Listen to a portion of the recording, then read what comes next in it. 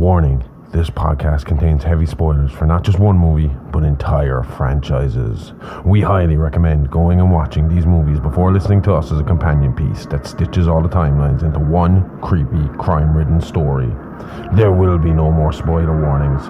We do not break character. After this, there is no turning back. You've been warned. Hit the music. You are talking about the nonsensical ravings of a lunatic mind. It's alive! It's alive! It's alive!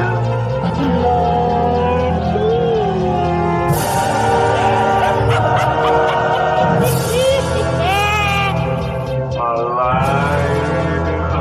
It's alive!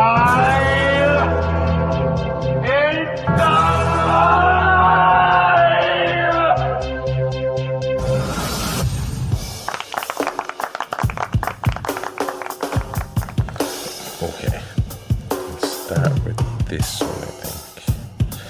What's Cannibal's favourite type of shampoo? Don't, because this should be easy. Cannibal, head and shoulders. Got it! So an inmate went missing and his cellmate, a cannibal, claimed he had eaten him. The warden didn't believe him, so the cannibal finally threw up his hands out of frustration. Threw up. Oh, yeah. All I could see was a guy with his hands up in the air in my head. And did you hear about the missionary who went to visit the cannibals? No. He gave them their first taste of Christianity. Hello and welcome to It's Alive Alive Podcast. This is a true crime, paranormal, interstellar podcast covering unbelievable stories that sound like they were ripped straight from the pages of a Hollywood script. I am your host, the man of many names, the outlaw Harley Ray, the bruiser Bronston, Dr. H.R. Smokenstein, THC, or you can just call me Josh for short. And with me as always is my very own scream queen, the perfect combination of beauty and brains, the gorgeous, the sniffling Amy Rose. Amy, you're sniffling. You're dying. I'm not going to sniffle into the microphone, don't worry. I won't sniffle into the microphone. Oh, it's that time of year You again. just do it yourself. I know, but it is that time of year again. It is. Fucking kids went back to school and now everybody's dying. That's great.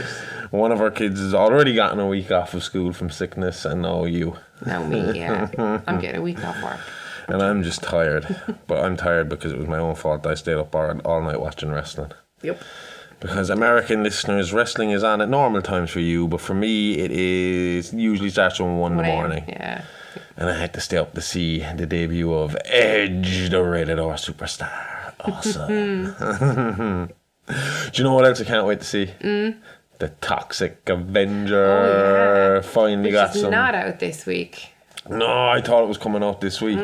It was at some film festival, alright. Yeah. But we got a teaser trailer, and it looks like they're not going to. Because I was wondering what they were going to do with Peter Dinklage being Toxie. Yeah. And Toxie being so big. How were they going to play that? But from the look of the teaser trailer, Toxie is going to be Peter Dinklage height. Yeah, but my thing Or is, as I like to call him, fun size. if I was making a teaser trailer, I probably wouldn't show you full-size Toxie if he's going to start off small. Yeah, but they didn't show him. They showed a silhouette. But they did shoot it from above, below, looking up to make him look bigger. But I still reckon they're going to keep him as is, fun size. Okay. Fun size Toxie. Yes. But I can't wait because I do love those old Troma movies. I mean, we watched all the Toxic Avengers. We did. Toxie 1 all the way through to, I can't remember. Was there 4 of them? They all kind of run in my Yeah, head they a tiny do. bit. Same with the Class of Nukem High. Even though the first and I get second them are my mixed up, favourite. Yeah, they're all. Class Nukem High was good. And then the third one was where the guy who played the main guy in the second one came back as his son in the third one, and it was just kind of the same again. Which ones was Ron Jeremy in? Ron Jeremy's in a lot of Troma movies. Oh. Kind of makes cameos in a lot of them. Yeah, It he's was kind of like a that manager in one of them. Not a manager, but he was. They're always small parts, like, you know. yeah. He never really had a big part in any of their movies. But because Troma would have been that low budget, kind of sleazy, kind of graphic gore kind of style, he would have fit the kind of the image. The image. No, obviously, I'm sure now that they know what he doesn't really fit like, the image anymore. he probably won't be invited back for any more Troma. I don't he's in think jail. he can. Like, he's tomorrow, guys. Old dirty bastard managed to record his parts for a Wu-Tang album from jail, I'm sure. He was a recording artist. Ron Jeremy I'm still seeing pictures and videos of fucking Tiger King coming out of jail. Constantly. Yeah? Oh, yeah, that guy's constantly. Oh, do you remember the photo of them lining up? Not lining up, but there was 3 of them, wasn't there? And they had the 2 big black guys on either side of him. Yeah. He looked well protected inside. That's because he's usually in between those 2 big black guys in a different way. They're gonna spit. Josh. The Tiger King living his best life in jail. Oh God! And he wants to. Does he still want to run for president when he gets out? Can he run for president now that he's a convicted I don't felon? think you can. I don't think you can if you're a felon. Oh, he's really pissy with Trump for not pardoning him. I'd be pissy with Trump for pardoning me as well, to be honest. Out of all the people that Trump did pardon, you think that fucking Tiger King Well, I think Trump would have been like the final nail in the coffin for him, I reckon. So I'd say it was a last ditch attempt to kind of How do you keep mean? credibility. Oh, okay. You know, Yeah. which he had lost a lot of, and deservedly so. Didn't really work, did it? Well, you don't know. He's coming back again. Is he been nominated? Is he going to be in the next election? Can he though? Because he had to turn himself in. He was arrested. Like he was. But he hadn't been convicted of anything. Has he not? Not yet. No, I don't think so. Because remember himself. There was Giuliani. They all within a few days of each other had to turn up at this jail. Yeah. Well, look, I'm sure he'll make some attempts to come back again in some way. Oh, that's a horror story we should cover. Do you know what I want to watch? Is that movie? What was it? The Trump versus the Illuminati one that you found? Yeah. When I was having a look at the Illuminati episode, and I was looking at documentaries, and that movie popped up. It got I'm gonna be 4, fucking 3 watching point that. something maybe on IMDb. Yeah, I'd be up for watching it. It was so weird. Remember the last I think day it's set in we... space as well. Sorry, just to. Do you remember when we threw on the old episode of Saturday Night Live and it just happened to be the one with Trump just before he was elected? It was so unsettling. Oh, I didn't like watching weird, it. wasn't it? It just didn't feel right. It felt After awkward. It felt disjointed. I felt sick do watching you know what it it felt like? Yeah. It felt like if you had went back to the year 2000 and watched an episode of Saturday Night Live with Osama bin Laden on it just before 2001. Exactly. The worst part for me was when they did, the Drake video? And it's all I the paid very boxy little room. attention. I was script writing at the time, so I was he kind was of... dancing like Drake and doing the whole kind of shuffle thing, and it was one of the worst things I have ever seen on TV. Ever. Do you think he's ever done anything with his daughter? No. He fancies the whole... I think he's weird like that, but I don't think... creep. As much as I don't like him. I don't think so. I'm surprised She was Ivanka very odd didn't as well on bolt on him, or is Ivanka his daughter? Which one's his daughter? Which one's his wife? One of them is. Well, I'm surprised the wife didn't bolt after. I thought the kind of rumor was that once the presidency was over, she was going to get. Oh, that's Melania. Melania. See Ivanka and Ivana. I think they're mother and daughter. I just don't know which one is which. I think. I don't know. And then Melania is the current wife that hasn't, surprisingly, like you said, done a runner. I remember the time they ran a storyline in WWE where he was supposed to have bought the WWE from under Vince McMahon, and for 2 weeks Trump was the owner of the World Wrestling Federation, and he used to be money was falling from the sky, legitimate money. They were $1 bills and or something like that, but they were like just dropped over the audience and all this kind of shit. I feel like strippers. I'm making wrestling even cheaper than it already was at the time. It ended with the Battle of the Billionaires. They each got to pick one wrestler each to wrestle from. Like with Bobby Lashley on Vince's side and Umaga, who'd be Roman's cousin. Roman Reigns' cousin, The Rock's cousin, on the other side for Vince, and the loser got the head shaved, and Vince got his head shaved. I remember that. And then he wore a do-rag for about 6 months after that. Oh, that's cringe. Don't. That's like Your man with the baseball cap to make him look younger. Oh, what Saw on Saw? Yeah. Oh God! Or Dexter with his shitty little wig that makes him look like a teenager. Definitely took about 10, 20 years off that man. Oh God! And then we were talking about as well. I wanted to talk about my theory. What theory? My theory about what's her face from Murder She Wrote. Is it Jessica Fletcher? Well, she's a mad serial killer. Well, see, I think if you look at it right, I think it's a missed opportunity, and I think it's a story I will look into someday. But she was at, I'm going to look this up, Murder She Wrote. This woman, between 1984 and 1996, was at a total of at least 264 murder sites. No one ever suspected her. The woman who was there every fucking time. That's fair enough. I don't know much about Agatha Christie, but as in if you're going to say that about Jessica Fletcher, are there others? Maybe this is another conspiracy we need to start looking into. Maybe this is a culty kind of... Agatha Christie. Oh no. We finally uncovered the real Illuminati. A bunch of 80-year-old writers walking around the place. Serial killer writers. Instead of serial mom. What? Serial your grandma? Serial grandma. Sweet little old lady that slashes you up. Pretty sure that's called Mother's Day. Good movie. I was just about to say it's called Keeping Mum. Also Troma. Oh. Mother's Day is. I don't know what Keeping Mum. What's Keeping Mum? Keeping Mum is Maggie Smith, and she moves into this caravan at the front of her kind of estranged daughter's house. It's comedy kind of thriller. And she's actually kind of a serial killer. There's not a bad bone in that lady's body, to be honest. But, we'll check it out. It's good. Rowan Atkinson is in it. But I'm telling you now, I am going to start looking into this Jessica Fletcher case and see was she connected to the 200 odd murders that she so-called investigated and solved. Because if she was guilty of the 200 and whatever it was murders, some of those would be in states with death penalties, meaning the people she framed would have died, which would nearly double her actual murder count. Nah.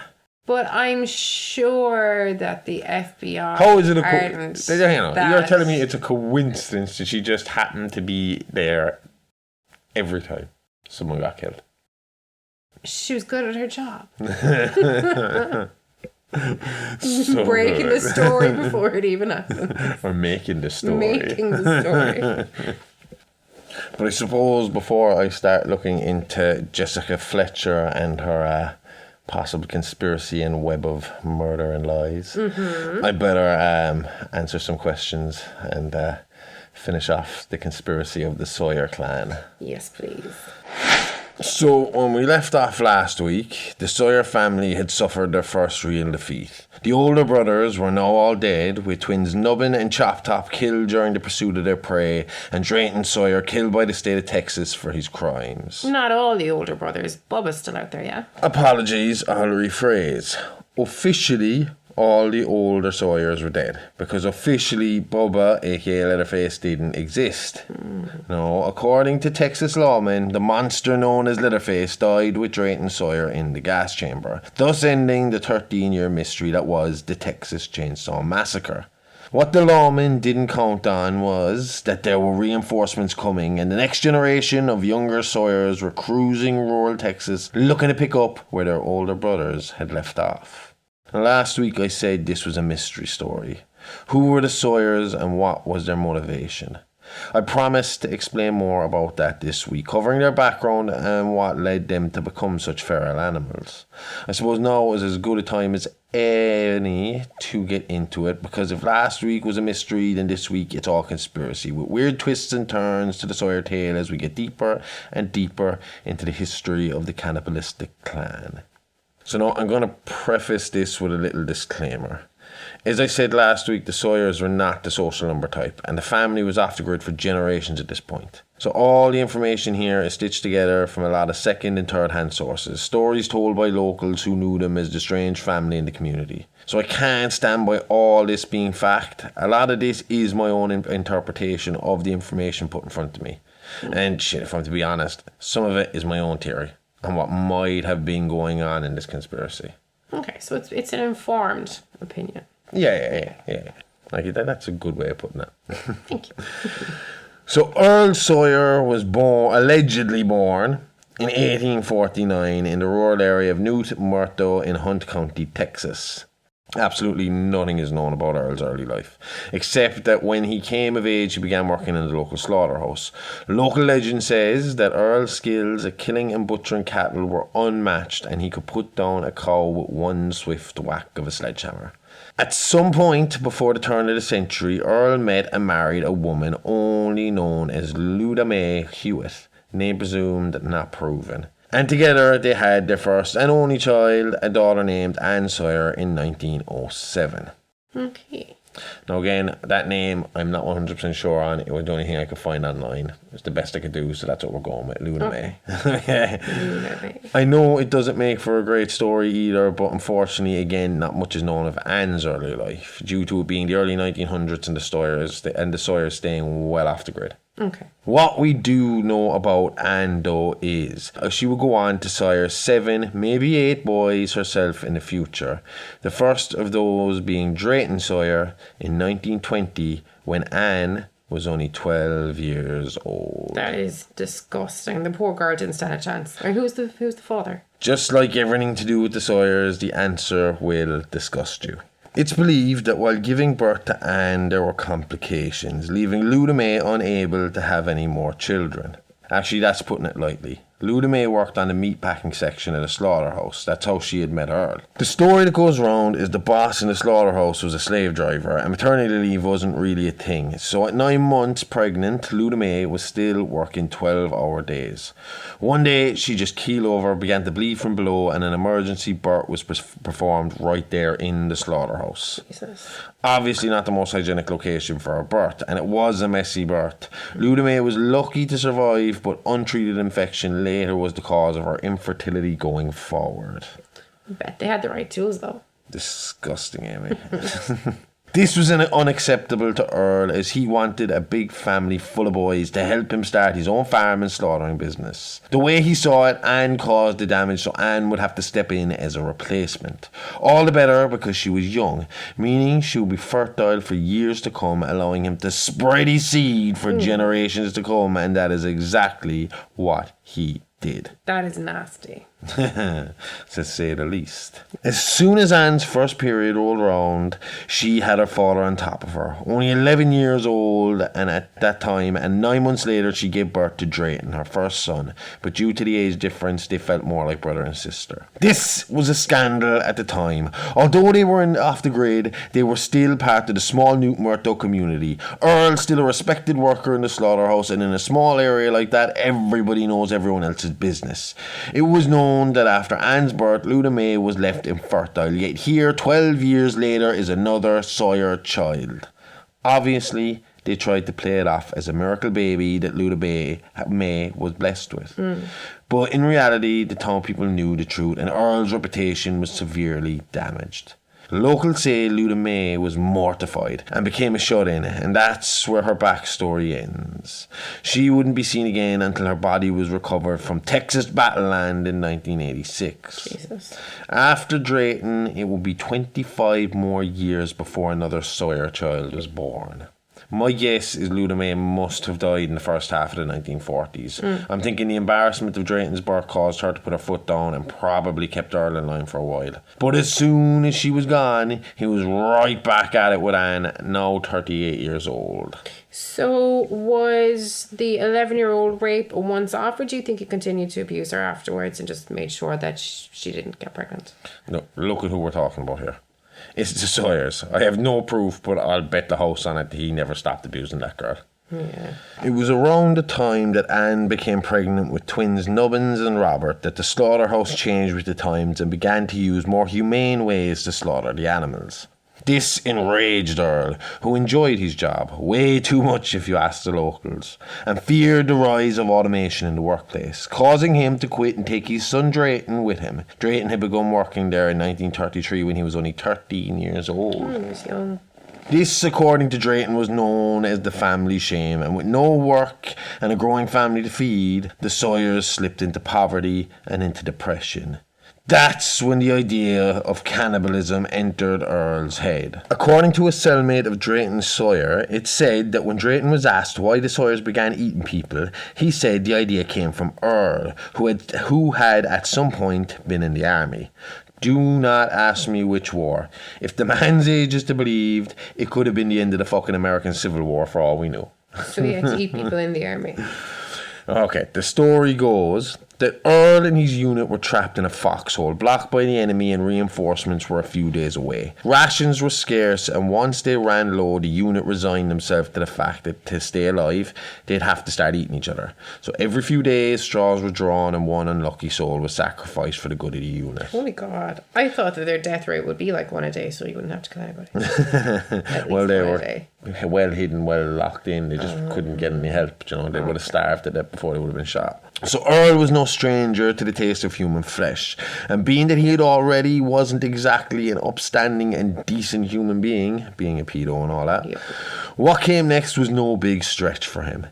Their first suspected victim was the slaughterhouse manager where the Sawyers had worked for years. The manager, whose name I can't find anywhere, I've searched everywhere but it just won't come up for me, went missing not long after Earl's exit from the factory. The Sawyers were long suspected of his disappearance, but it could never be proven and went down as a cold case.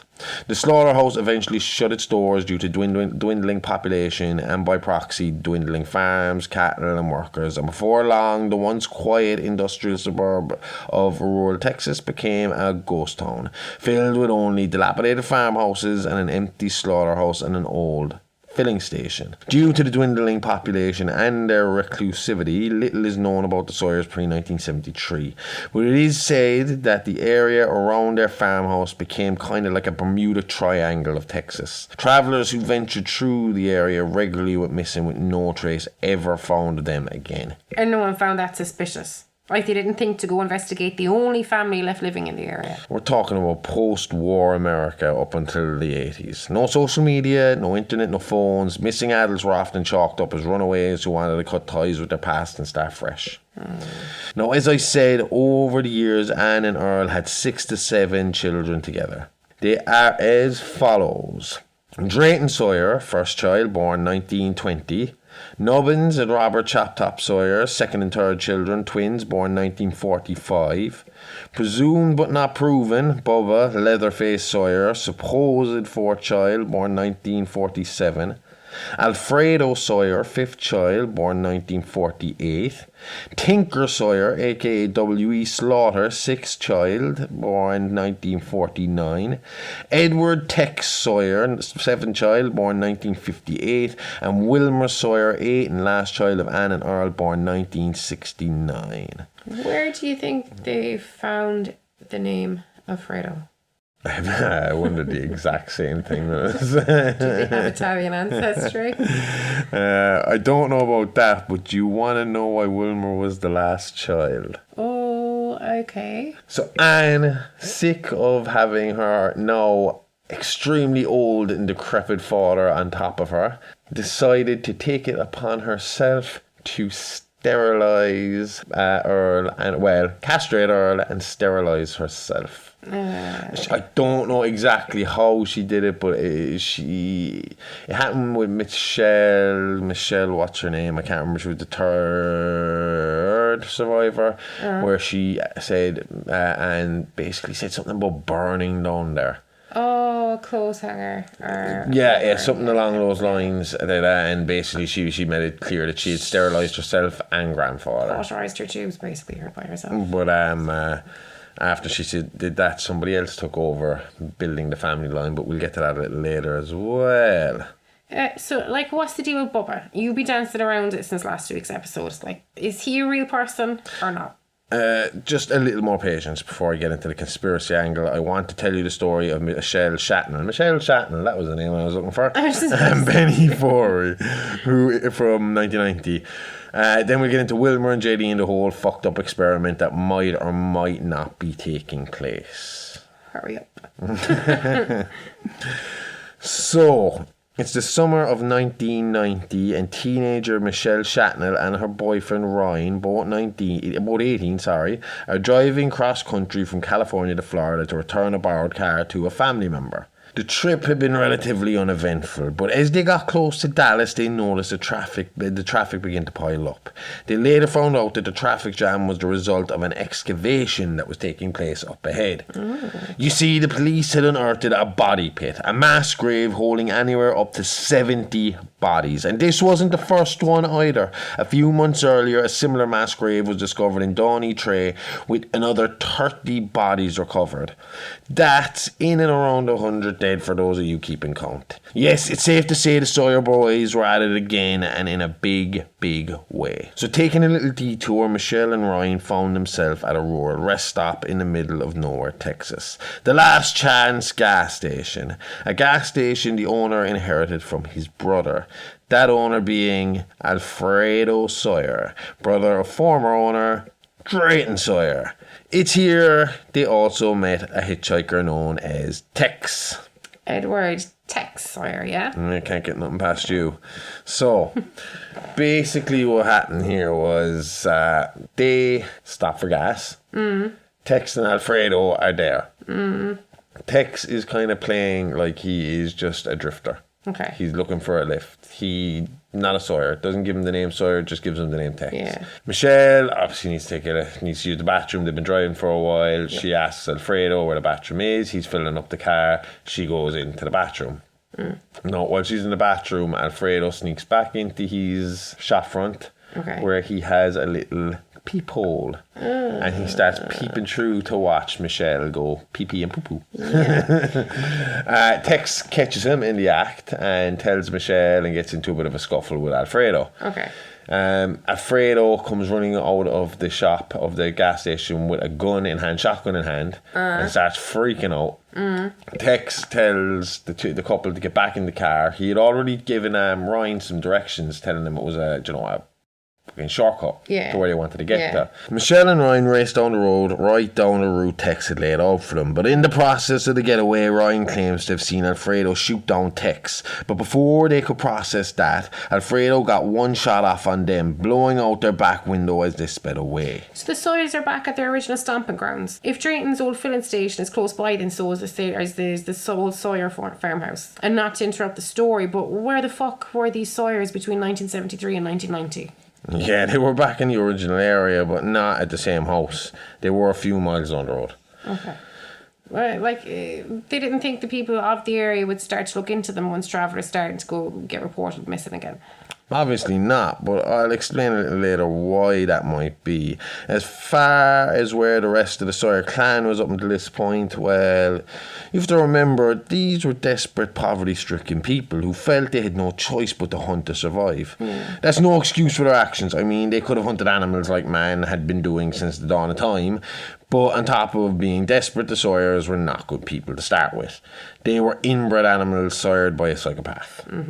They were feral wolves that hunted in packs, and the Sawyers' home territory was running dry long ago, only allowing them to pick up scraps of food when the odd traveller was unfortunate enough to take a wrong turn into their area. The family of 10 knew to survive they needed to divide and conquer, split the group to cover more ground. So it was decided the more mentally challenged brothers would stay put with Drayton at the homestead, fearing they would draw too much attention, a fear proven correct in 1986 when Chop Top and Bubba were left get too close to Dallas. And would take Alfredo and Tinker on the road with Tex and Wilmer, hitting the back roads, squatting in abandoned houses along the way, hunting, the two older Sawyers teaching their younger brothers the family trade in the process. Okay. Hey, you! Yeah, you. You like the podcast? Want some more? Then head on over to our Patreon page where for just €5 a month you get up to 12 extra shows in that month, along with piles of minisodes covering fun facts from the world of horror and true crime. Each week we drop multiple shows such as Real Monsters, where we look at the inspiration behind the movie killers, or Behind the Mask, where we take a look at the influential people and happenings in the world of Hollywood.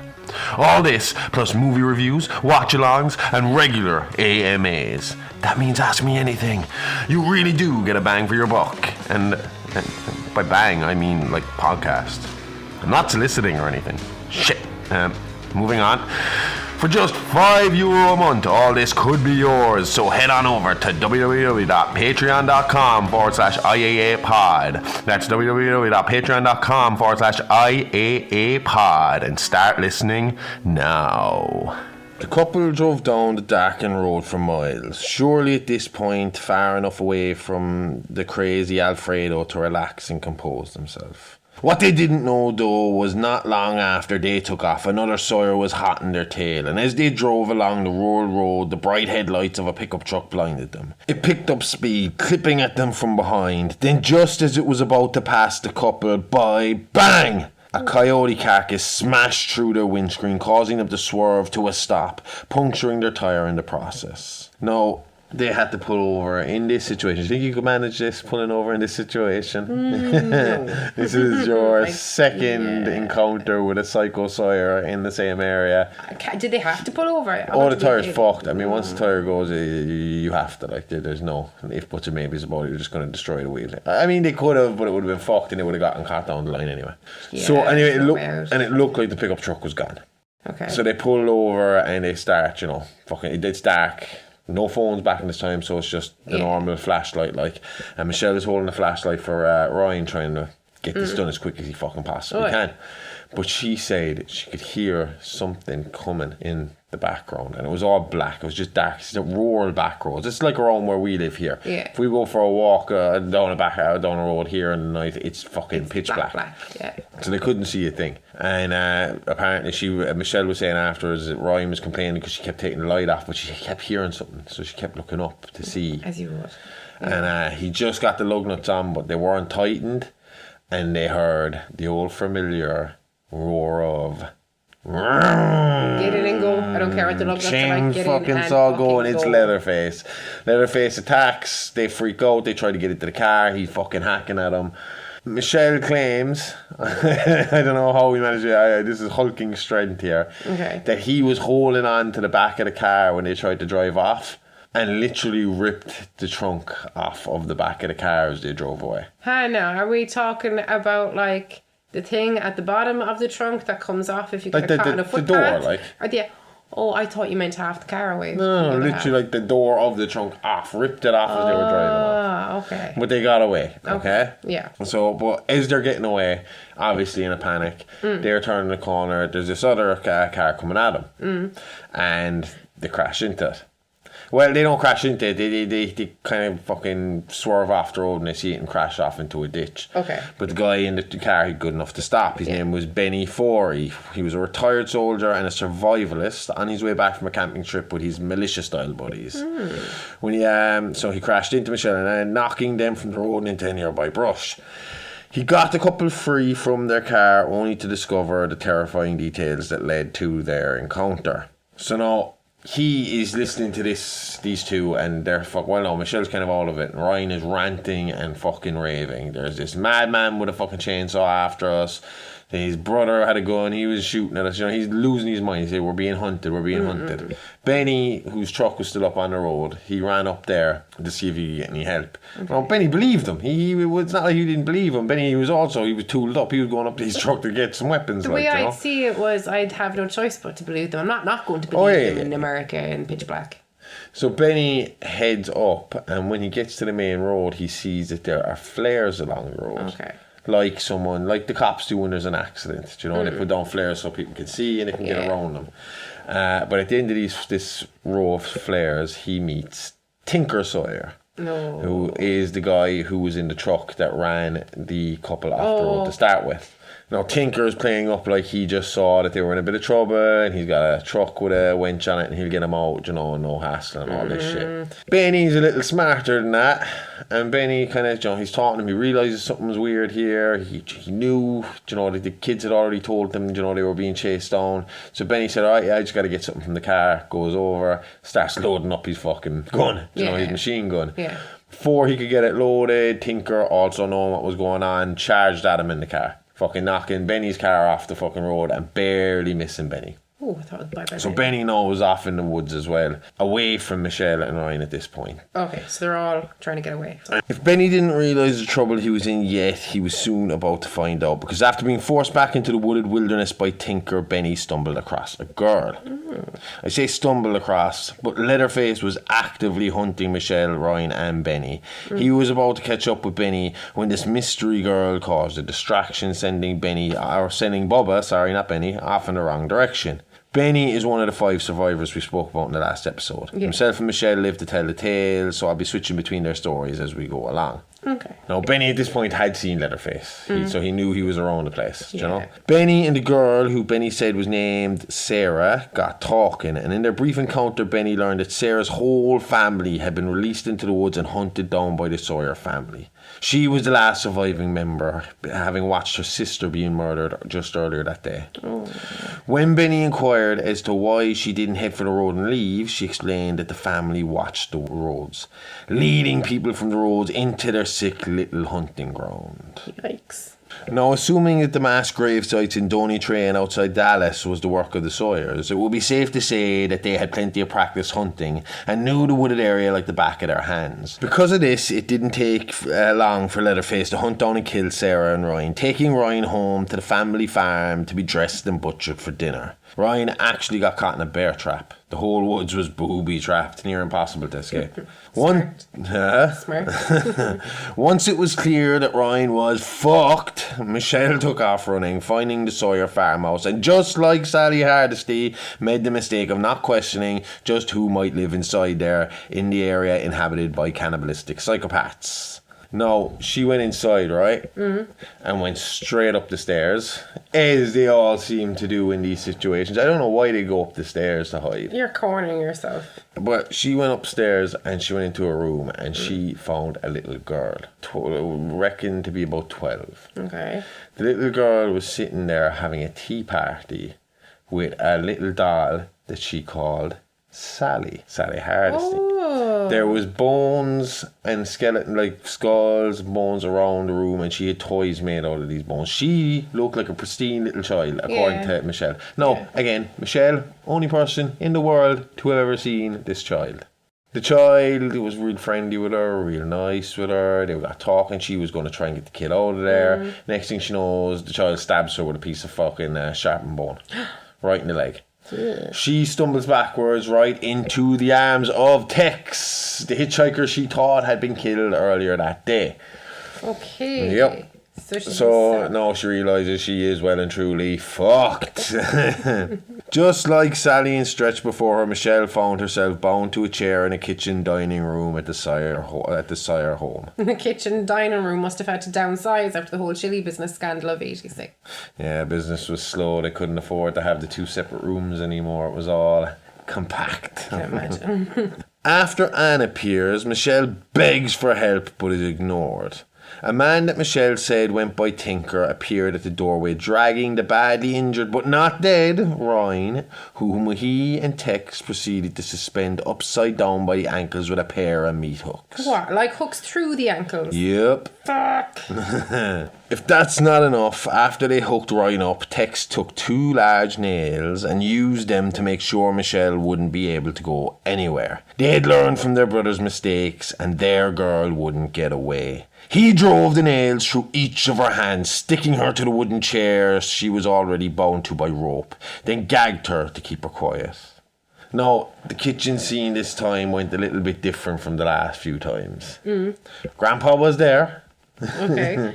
Apparently still alive at this stage. They're claiming he was alive at this stage. But, okay. I don't know who's claiming. Michelle's claiming he was alive at this stage. No one else is claiming he was alive at this I'm stage. not disputing anybody's claim he's alive. It was definitely his body. He was actually freaking alive. Because they reckon it's the body that was brought with Leatherface from Texas Battleland. So he's sitting there, Anne is sitting there, and Tinker and Tex are in there. Mm-hmm.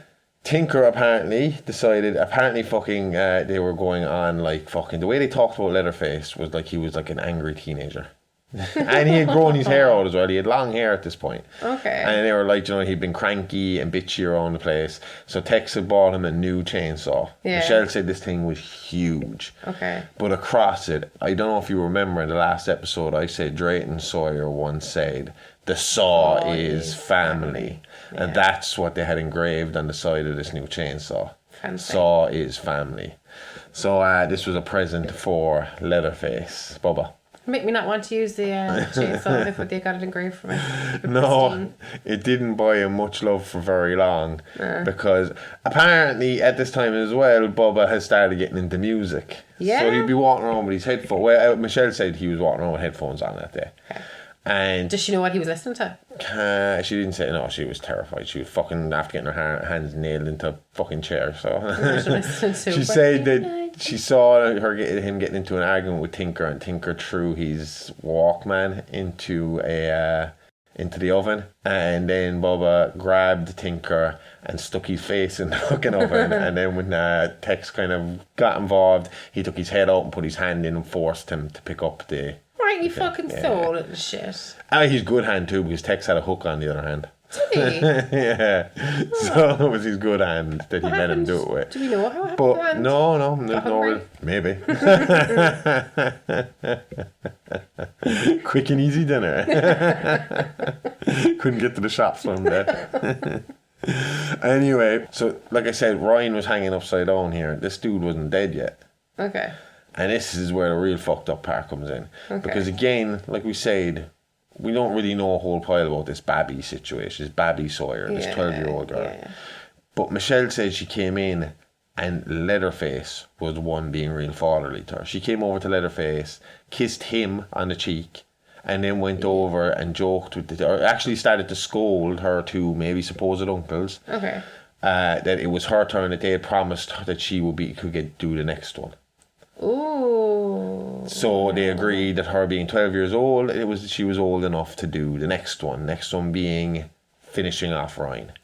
And they had this machine set up, so the sledgehammer was now like hooked up on the roof. Yeah. And basically there was a lever and you released it, and the sledgehammer would just swing down, and the way Ryan was hung upside down, it would land right in his head. So kind of like a slaughterhouse kind of exactly. mechanism. Well, yeah, again, that's what the fucking Sawyers did, like. Yeah. So it was Babby that killed Ryan in the end by pulling the lever. Go away. Well, that's what Michelle claims. Again, we have no evidence that this little child even exists. It's shit being killed by a 12-year-old.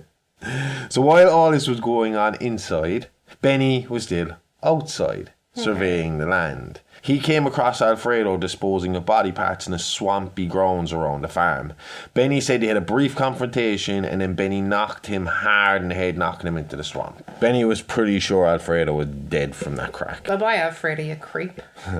Benny made his way up to the farm as the chaos inside continued. Unknown to the family inside, Benny was tooling up, and once he was locked and loaded, he let loose on the house, putting holes in Tinker and killing Anne, and finally officially putting an end to the corpse of Earl Sawyer, blowing it to fucking pieces. So did he die in 86 then? Like, this was just his corpse they had in the room, like they kept Nubbins and Grandma Sawyer corpses. Maybe, maybe not. Michelle swears she saw blood come from him when he was hit. But it's a traumatic and chaotic experience, and memories aren't always the most reliable sources. Now, I will add as well that Bubba had a bit of an attachment to his mother, so he was not overly thrilled at the death of Mama Sawyer. Oh.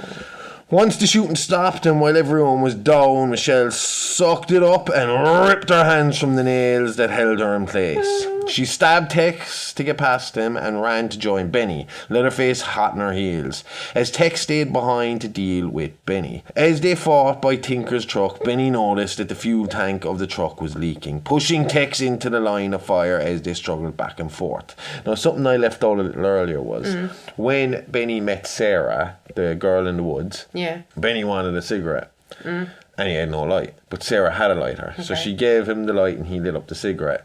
Now, Sarah, I think because of her family being killed, had kind of resigned herself to, she was going with him, you know? Yeah. And she told him he could keep the lighter. Okay.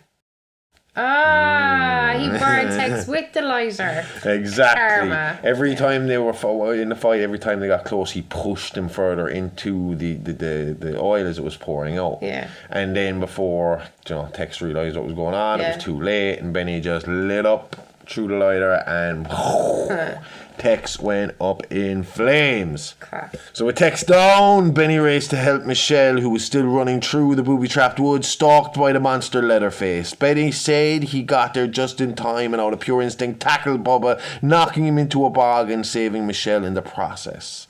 Benny went with him, causing Michelle to believe he was also dead. She took off back to the main road, the sun beginning to rise and the nightmare appearing to be over.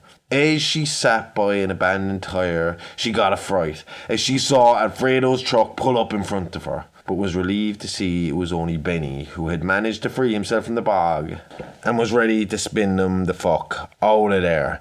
But before they could celebrate their survival, Alfredo did attack, trying to grab Benny, who managed to dodge him, allowing Michelle a clear shot with a shotgun to the chest, killing Alfredo once and for all. As they rushed off in Alfredo's truck, they swore they could see the hulking image of Leatherface come out of the brush to grab his brother's body to bring it home again. But again, investigation into the incident went nowhere.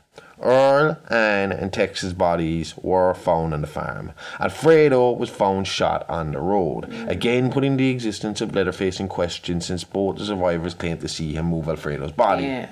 And again, no sign of Bubba, Tinker or Babby. Babby never to be heard of again, but I have my own theories that we will get into again a little later. Ooh.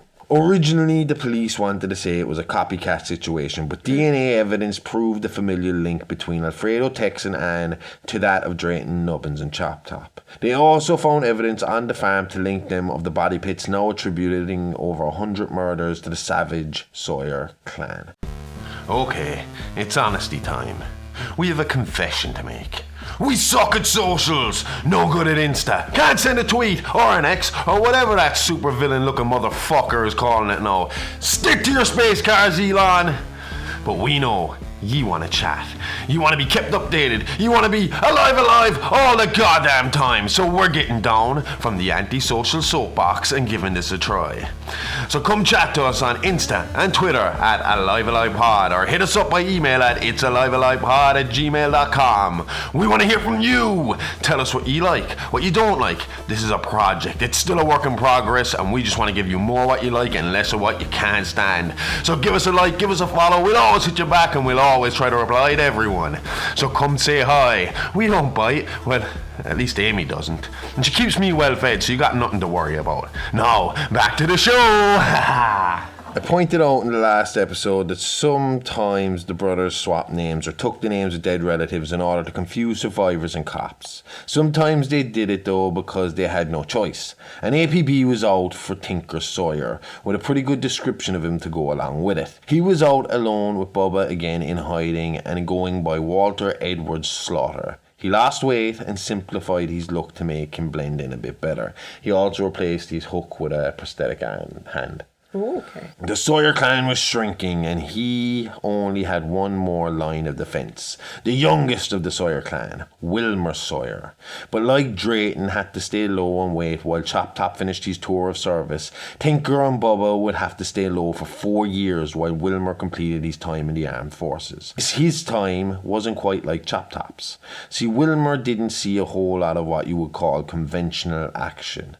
No, you see, once the army realised the young man's lineage, he got assigned to a special group, an experimental unit, or as Wilmer taught, a super soldier sleeper program. Is this the MK Ultra crazy conspiracy part of the story? Sure is. Want to tell him about it? Yep. So, in the 1950s, the US government was really scared of communism.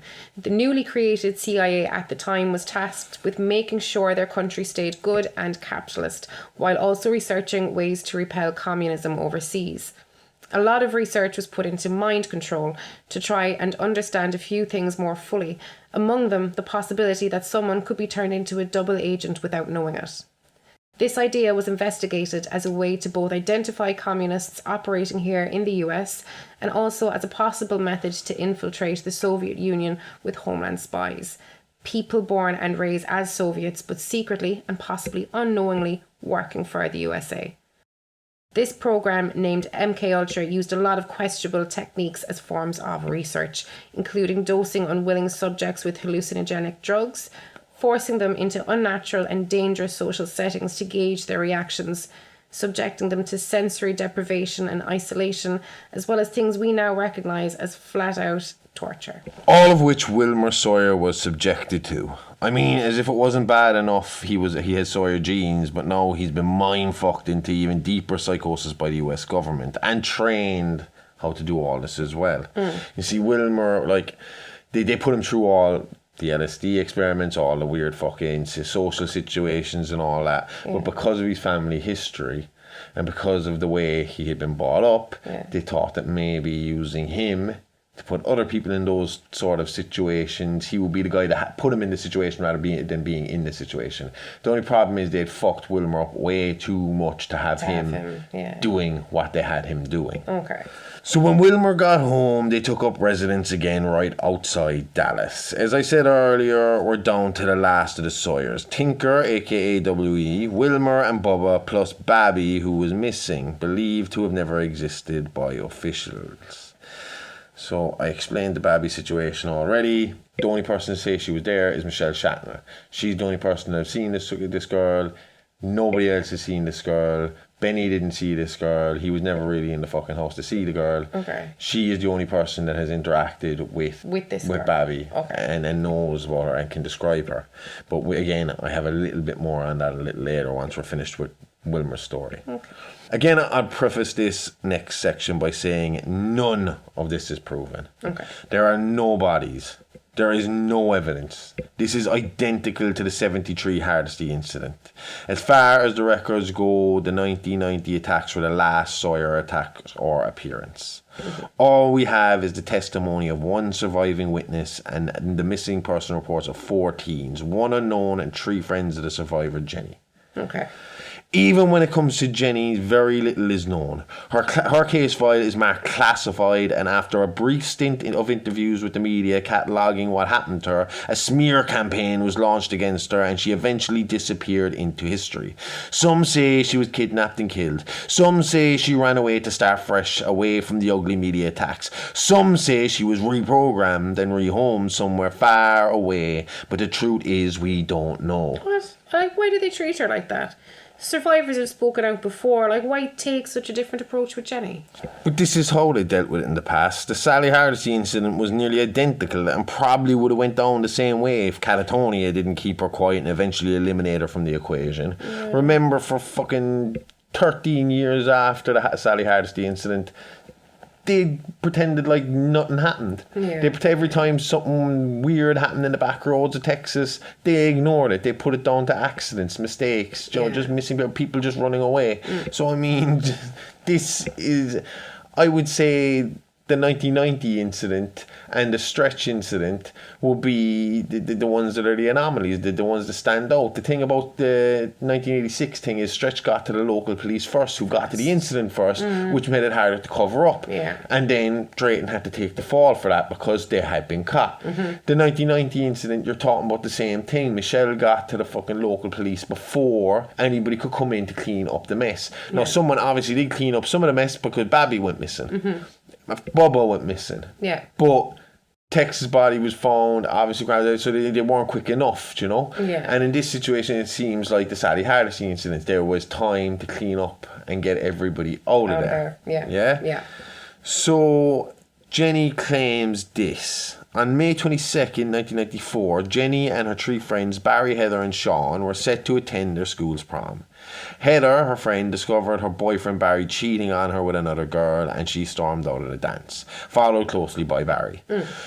who tries to explain himself in the car as they drive away, as guys do after they get yeah. Their argument is interrupted by Jenny and Sean, who are hiding in the back seat smoking that sweet, sweet Mary Jane. Heather takes a detour off the freeway, but while distracted collides with another motorist. Ooh. The teen driver of the car climbs out of the wreck only to pass out in the ensuing confusion. Jenny, along with Heather and Barry, leave Sean to look after the unconscious motorist while they search for help. Okay. So they stop off in an office trailer where they meet Darla, an insurance agent who promises to call her brother, a tow truck driver by the name of Wilmer. Ooh. They leave the That's office. her boyfriend. Yeah. Okay. They leave the office and begin heading back towards the wreck, only for Heather and Barry to become separated from Jenny in the darkness. Jenny claims she was soon picked up by Wilmer, who claimed to be on his way to help the friends. Now, she is in the truck with Wilmer. Mm-hmm. And she's slow to get in at first, because obviously, strange man in the truck, but he said, look, I went to collect your friends, I'm going to bring you back, to safety and all that. She jumps in with him. Once she gets in with him, he starts telling her why she was right to be cautious, and you don't know what kind of psychopaths are out in this road, and this kind of goes on and on and on, and then she's getting more and more nervous and realising, oh shit, I'm in a bad situation, this guy's a psychopath, and then he insists that she looks out the back window of his pickup truck. When she looks out, she sees her boyfriend Sean and the motorist who was left behind dead in the back. Sean covered in tire marks, like I had been ripped up, so it looked like Wilmer had ran him the fuck over a few times. Jenny, freaking out, jumped from the still moving truck and ran back to the office of Darla. I don't know why the fuck she did that, considering fucking Wilmer was her boyfriend, but that's where she went. Now again, there's more to Jenny than there seems, so we'll get into that. Okay. But Wilmer had called ahead, and when Jenny returned to the office, she was ambushed by W.E., or the man I believe to be Tinker. A gunny sack was thrown over her head, and she was stuffed into the trunk of Darla's car. Now Darla we don't know a whole pile about her. She, again, like everybody else in the 1996 incident, went fucking missing once this was all over. All we know is what Jenny has said about her, and it seemed like she was very mentally unstable. Like, this sounded like a woman who had broken out of a mental asylum. She was all over the place. Sometimes she referred to Wilmer as her husband. Sometimes it was her boyfriend, and she was going back to her husband. Okay. She was talking about them having a chip in her head, and that if she didn't do as they said, they were going to blow her head up and all this kind of shit. She was paranoid out of her head, and apparently had a really violent relationship with Wilmer. They'd argue and push and hit at each other. Like, at one point, Wilmer was choking her inside in the kitchen, and it took Jenny to point a gun at him to stop him from choking her. Ooh. And then they were having sex with each other 2 seconds later.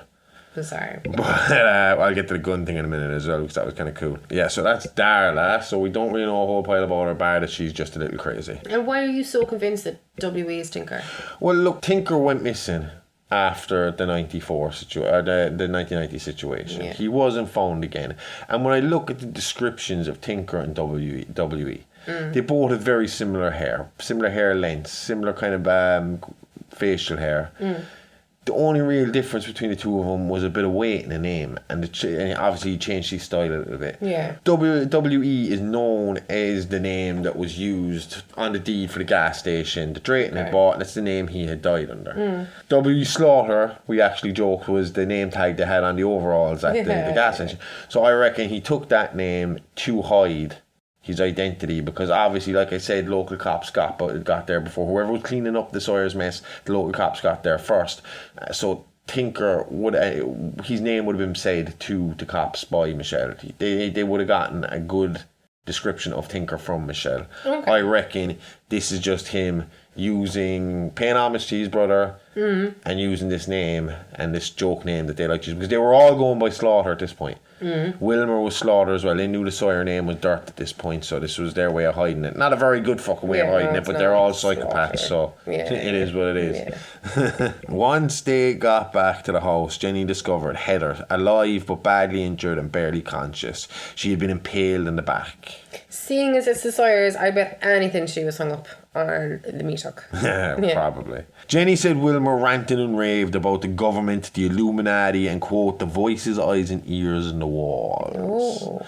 Apparently he had some issues with his legs as well, and he had fashioned these almost like robotic leg braces that he he controlled using like old Universal TV remote controls. Fuck, this story is way stranger and wilder than the last few Sawyer crimes. See, that's why you can see why some people don't really believe it, you know. But again, we'll get into it. So while this kind of was fucking up his knee braces, and at the same time he was arguing with Darla. Yeah. And he pinned Darla up against the wall, like I said, and he was choking her, and I mean like choking her out. Okay. Did he ever have her up against the wall, or he had her on the ground with his foot in her throat? That was it, and he had the machine, you know, the robotic legs, so the extra pressure going down, and she was, you know, going purple. Yeah. He didn't realise that he'd left his gun down. Jenny picked it up and pointed it at him and started to threaten him. Okay. Fucking Wilmer was a cool customer. He didn't give a fuck. He basically took the barrel of the gun, put it to his head, and said, "Go right ahead." But it did make him take his foot off of Darla's neck. Okay. So Jenny took a shot. It didn't go off. Nothing happened. There was nothing in it. He grabbed the gun. He shot it again. A bullet went off. So it was one bullet away. So it was just luck. Okay. Yeah. And where's Bubba through all this? Bubba, yeah, I suppose we haven't spoken a whole pile about Bubba since then. See, this is the thing about Jenny's tale. As you said yourself, this is all a bit mental, a bit over the top. The reason Jenny's story was so hard to believe was although it held similarities to the other Sawyer attacks, there were enough small changes and what was seen as embellishments that it was easy to dismiss as a hoax, despite the 4 missing teens again. Okay. One of the major discrepancies was the description of Leatherface. All other survivors describe Bubba as a hulking monster who growled like a bear and squealed like an angry pig. He was vicious, bloodthirsty, and showed little to no emotion. Although never the alpha of the clan, he was always the go-to heavy, but not this time.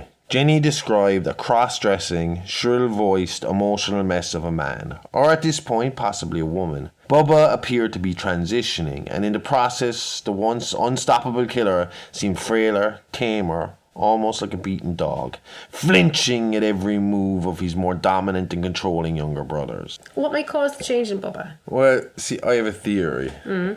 Now, like I said, Bubba was very attached to his mother. Yeah. No, but again, Bubba always had some little bits of femininity in him. I mean, we heard Sally Hardesty say, even from the very get-go, that he caked his face in makeup for special occasions. Yeah. But in this case, I believe that it seemed like there was a hierarchy in the Sawyer family. You know, you went up the ladder as they died, you know? Yeah. Because even by the time the 1990 incidents were coming around, Leatherface or Bubba seemed to be above his younger brothers at that point. He still wasn't making plans because he wasn't smart enough to do it, but he had a bit of control in the family. He was seen as a little bit more of the alpha. I think that when Anne was killed, it fucking crushed him. Okay. And then I think he decided to take it upon himself to take her position in the family. Yeah. I think that's when he started to become more feminine, where he decided he was going to be the matriarch of the Sawyer family, especially when you had Wilmer coming back in, who was a fucking huge personality. Yeah. You know, who was going to fill the room, who was dominant. Wilmer, even though he was the youngest, would have been in charge of that family, even if all the Sawyers were still alive. Yeah. Do you know? Yeah. The best way to describe it is, you know, we watch Kin. I don't know if people know what Kin is. It's an Irish crime drama. Really, really fucking good. But it would be like Viking and his dad. Do you know? Whereas the smart one who knows what they're doing, and the fucking absolute lunatic who just wants to... He thinks he knows what he's going to do, and he's going to walk in and take charge, and that's what Wilmer would. Wilmer would be like Viking. Okay. So I reckon that he was just having some mommy issues, and I think as well, you know, age was starting to play a part. I mean, he's in his 50s at this point. He's been through a lot. He's watched his brothers being killed. He's mentally has to be getting destroyed as time goes by as well. You know, getting worse and worse and worse and worse, definitely. and deeper into this. And then on top of that, he's now hanging out with fucking Wilmer, who could have him on anything. This man could be, you know, tripping on LSD every fucking day and acid every day. That's what was part part of the MK Ultra just to build on the experience that they were trying to create. Okay. So I mean, there's some of my theories as to why Bubba might have started to go in that direction. Okay. So far, there has been no mention of eating any humans. In fact, before Darla returned to the farm with Jenny, she stopped and bought a stack of pizzas to bring home. Descriptions are dodgy and the story is similar to before, but with a little more crazy zany shit thrown in. All we're missing now is dinner, and we're just getting to that now. Okay. Jenny said she was held in place by W.E. I'm just going to call him W.E. because that's what he would call himself at the time. Okay. At the dinner table. She was joined by the corpses of the family who previously occupied the house before it was commandeered by Wilmer. Heather sat beside her, still alive but barely holding on. The usual torture ensued, with the family bragging about being part of a special Illuminati-sanctioned project. What? No idea. No, when I say they were torturing as well, I mean, like, they didn't lay a hand on Jenny. Okay. I mean, Wilmer might have backhanded her once or twice, but there was no actual, like, near-death violence. Yeah. They set Heather on fire right in front of her. Not fire, but, like, lighter fluid on her back, and then threw a lighter, and then, fucking she ran into a wall screaming, and then I think Jenny said Darla put her out with a fucking fire extinguisher. So, I mean, and that's another weird side to this, because the Sawyers wouldn't have given a fuck. No. So, well, Darla wasn't really a Sawyer, so I don't know. It's just a strange situation. So, while the family reveal that they are employed by a secret society to terrorise people that may cross their path, a sophisticated-looking man named Oni Rotman arrived unexpectedly. Okay. He appeared to be the employer Wilmer was speaking about, and reprimanded Wilmer for his methods. For his methods? Yeah, he didn't like the way he was doing things, or he was making the experience. Okay. So again, this links back to this MK Ultra thing where we were talking about these situational experiences, put people under severe pressure and see how they react and all this. But I also have another theory on that, and I'll get to that in a minute. Okay. After Rotman leaves, Wilmer flies into a rage, slashing himself with a razor and killing Heather by crushing her skull under his cybernetic leg, before knocking W.E. unconscious with a hammer by accident. His robot leg malfunctioned, causing him to jolt. W.E. was just unlucky enough to be in the way of the hammer he was holding. Oh, shit. Jenny said she used a distraction to escape, running like Sally Hardesty into the morning daylight, pursued again like Sally by Leatherface and his psychotic brother. She said she made it to the road where she flagged down a couple in a camper van. When they saw the chainsaw-wielding monster chasing her, they stopped just long enough to let her in. But before they could make a getaway, Wilmer crashed into the RV with his truck, knocking it on its side. Jenny said she again took off running with Wilmer and Bubba now chasing her down the open road. So a bit I left out, right? That brings in more of the secret society weird Illuminati shit. When Rotman arrived at the house, he kind of tried to calm Jenny. Okay. Keep her relaxed. And he said, this isn't the way I wanted this done. This isn't the right way. You're not doing it right. He then unbuttoned his shirt to reveal a load of these like weird kind of scarification kind of designs on his chest and piercings across his stomach. Across the stomach? Yeah. Okay. He then walked over and licked Jenny's face. Okay. And left. Okay. Left, but he kind of again reprimanded Wilmer on the way out. Now, as Wilmer was chasing down Jenny on the road and Leatherface behind him, a little plane, like one of these small one or two man plane, flew past. Okay. And then turned around, flew again and got low and clipped Wilmer right in the top of the head. Oh. Killing him on the spot. Leatherface didn't know what to do. Yeah. Bubba was shocked, standing there just staring. Of course you'd be. And a limo pulls up. Jenny gets into the limo and Rotman is inside in the limo. And he again says, this isn't the way we wanted this to go down. It wasn't the right way for this to happen. Okay. And asked her, did she want to go to the police? Did she want to go to the hospital? He'd bring her wherever. Okay. And he did, and she went and she explained everything to the police. Yeah. No, we talked about the Illuminati, right? Or the MK Ultra, not the Illuminati, the MK Ultra project. Yeah. And we were saying about sleeper programs, and we were talking about these social situations to be put in, and we were talking about, just in general, like the mind control and all this kind of thing. Yeah. This is my own theory, so I'm not, I want that to be, this is an editorial, this is not fact. I have a theory because Babby was born on the exact same year as Jenny.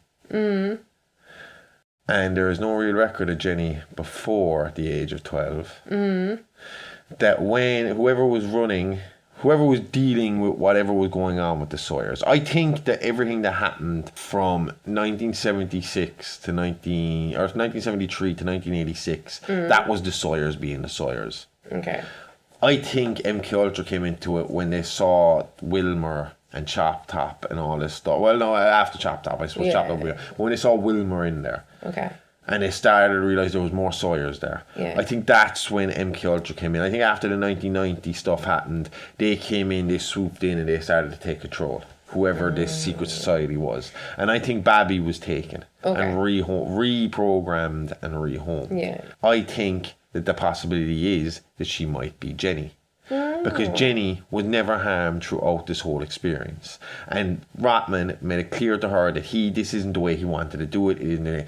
I think they were seeing if she could be, if she was a sleeper agent, if this would wake her back up again. If being back in the situation around Sawyers again would wake up that thing, or if it had worked. I mean, was she going to be an effective sleeper agent for him going forward, or had they brainwashed her enough and put her back into society that she was no longer a Sawyer at heart? Yeah. And that's what he meant by this was a failure, it was a fuck up, and at this point they were putting an end to the Sawyers. I believe the reason we didn't hear about Leatherface again, or Tinker again, or Darla again, is because Rotman had someone go in there, clean the whole fucking place up, and all of them were eliminated.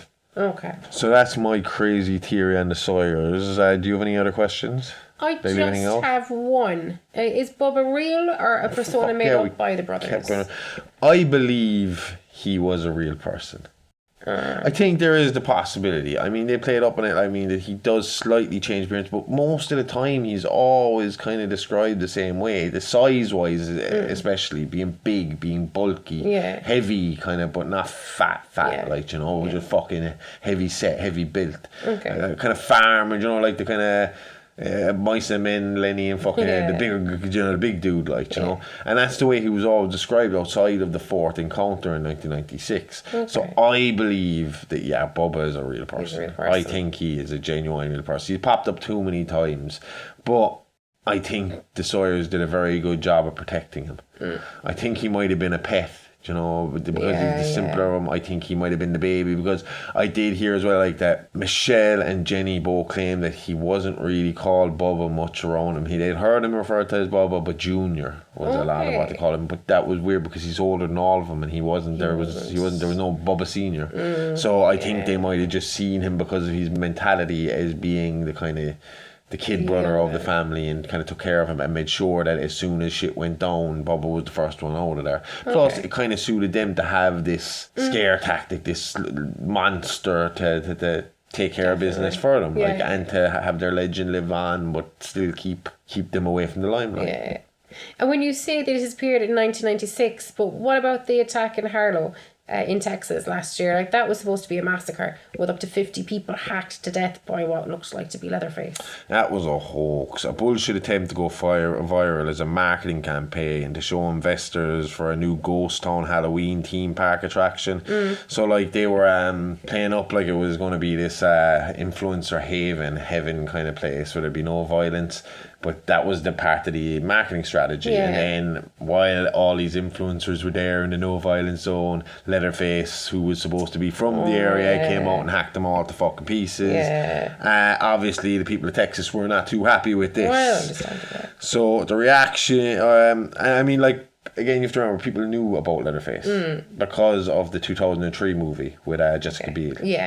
I mean, look, it was a fine movie, but they left out so much story. It's all just a gore fest. They changed their names because, again, the Texans weren't too mad about being directly linked to but everybody knew what it was about. It was called the Texas Chainsaw Massacre, so I mean, everybody knew. But they changed the name to the Hewitts. I think they were using Luda May's name, and, you know, it was Les Brothers. The dinner scene wasn't happening. The old decrepit grandfather wasn't happening, so they cleaned it up for movie. But the reaction was so bad from the 2022 new viral video thing that they tried, that the influencers in question were cancelled, like super cancelled. Not a word has been heard from them since that viral video. I searched all over the web and they have practically erased themselves from being online. Or did someone else erase them and maybe Leatherface still haunts the back roads of Texas? Oh, no, you're getting it. So in the end, are there more Sawyers out there? Another generation ready to feed the story of Leatherface? Or was this just a government experiment gone wrong? An embarrassment to the elite and a secret set to die and fade into history? Does Leatherface still stalk rural Texas? Or has he been exterminated along with Tinker and Babby after the shit show that was 1996? Unfortunately for us, we may never know, but we can wait and we can see. And just like Lefty all those years before, we might get lucky and finally get another shot at justice and closure on the story of the killer cannibal clan. Ooh. And that's it. That is the story of the Sawyers. Interesting. Things took a batshit turn. I don't know what to fucking believe with that fourth one, to be honest. Yeah, I mean, maybe that was just a crazy girl and her crazy story, but there was missing teens there. You know? Yeah, true. So, I don't know. You never know what to believe, but I do love this, the conspiracy shit. It's always fun. And in a situation like this, I mean, if ever it was going to be real, it all sounds plausible considering their background and what happened for fucking so many years. I mean, even the 86 stuff is mental. That they could have been running a fucking food production company and it was human fucking meat, you know? Yeah. But yeah, so that was awesome. Definitely. A lot of work went into that one. I just got that script done in time. I know it's on to the next one. But saying that, we got some good ones coming up. We do. And on top of that, like I said last week, look out this week for our new mini-sodes, the Creepypasta Crypt. They will be kind of between 5 to 10 minutes long, and they will be featuring heavily on social media along with our Spotify feed and other podcast feeds. So that's it. We're done. We're finished. See you next week. Love you. Bye-bye.